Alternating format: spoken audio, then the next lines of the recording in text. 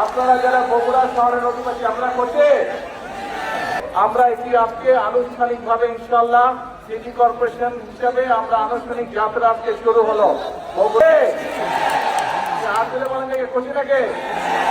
কিন্তু একটা ব্যাপার আছে, ব্যাপার হচ্ছে নিজের শহরকে কিন্তু নিজে পরিষ্কার রাখতে হবে।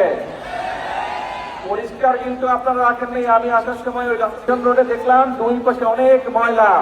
আমি প্রশাসনের সাথেও কথা বলেছি, কিন্তু প্রশাসন একটা করবে, কিন্তু নিজের ঘর তো নিজেকে পরিষ্কার রাখতে হবে, তাই নয় কে?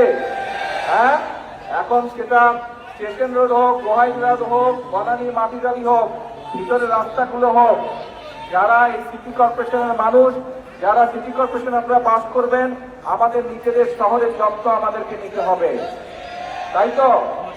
আমরা সবসময় আপনারা বলেন যে বগুড়া শহরকে একটা মডেল টাউন হিসেবে গড়ে তুলবেন, কিন্তু মডেল টাউন করতে গেলে তো শুধু সরকার একা পারবে না। এলাকার মানুষ, শহরের মানুষ যদি চেষ্টা না করে, শহরের মানুষ যদি একসাথে কাজ না করে, তাহলে তো সম্ভব না রে ভাই।